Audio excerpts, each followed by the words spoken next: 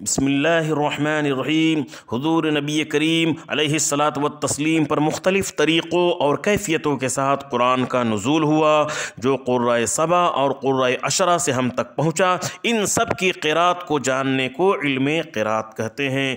علم قرات کا حصول اگرچہ مستحب ہے، لیکن فقدان کا اندیشہ ہو تو واجب بلکہ فرض کفایہ تک کہا گیا ہے۔ قرات سبا کے تواتر میں کسی کا اختلاف نہیں، لہٰذا اس کے متواتر ہونے میں کسی کو شک نہ کرنا چاہیے۔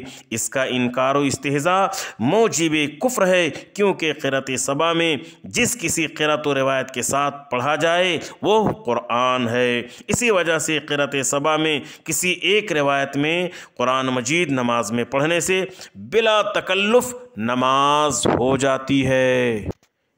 قرات ثلاثہ کے تواتر میں اگرچہ بعض نے اختلاف کیا ہے، لیکن قول اصح یہی ہے کہ یہ بھی متواترہ ہے۔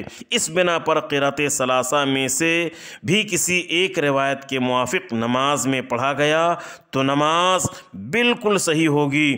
قرات سبا کے ساتھ قرات ثلاثہ ادا کرنے کو قرات عشرہ کہا جاتا ہے۔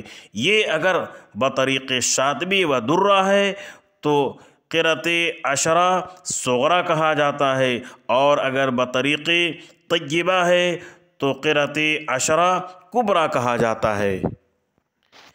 اس زمانے میں کل قرات خواہ سبا ہوں یا عشرہ، تمام ممالک میں صرف دو ہی طریق سے پڑھائی جاتی ہیں، ایک طریق شاطبی، دوسرا طریق جزری۔ طریق شاطبی زیادہ مشہور ہے اور طریق جزری وہ ہے جو کتاب طیبہ سے حاصل ہو۔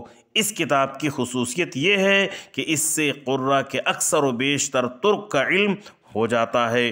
طیبہ پڑھنے پر اساتذہ و دیگر ترک سے پڑھنے کی بھی اجازت دے